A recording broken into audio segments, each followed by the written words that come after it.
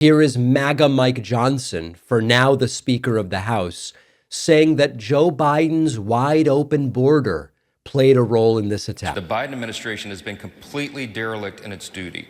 The congressional Republicans, we here in the House and the Senate, have repeatedly asked the DHS under the Biden administration about the correlation, the obvious concern about terrorism and the wide open border. The idea that dangerous people were coming here in droves and setting up potentially terrorist cells around the country. We have been ringing the alarms. We impeached DHS Secretary Mayorkas in the House over that very issue and others related to it. So this is a big concern. They told us, Lawrence, for 4 years that the number one threat was so-called racially motivated extremism. It was nonsense. This is the thing that we were all concerned about. This is why we raised the alarms. This is why we passed H.R. 2, the strongest border security act ever passed by Congress.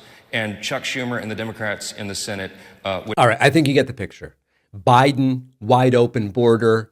Schumer, Democrats, dangerous, this, that, the other thing. Here is the current link that they are seizing on to pretend that this is related to immigration or the border or whatever.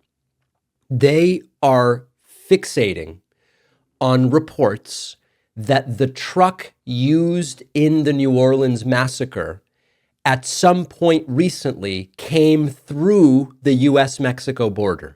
Now, why is this, generically speaking, completely irrelevant to the story? I'll give you all the information I have right now. Now, if the information changes or we get more information or conflicting information, I will tell you. What is reported right now is that the truck that was used in this massacre was not owned by the perpetrator, but was rented by the perpetrator on an app called Turo, T-U-R-O. It's sort of like, instead of renting from Enterprise, you can rent cars. Typically, it's from individuals, although, it's sort of like with Airbnb. Companies are starting to be on there too.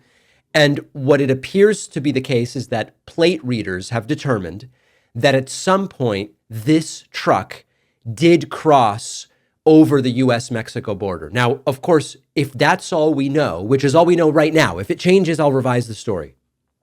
All that might mean is someone else who rented the same truck on Turo went to Mexico at some point.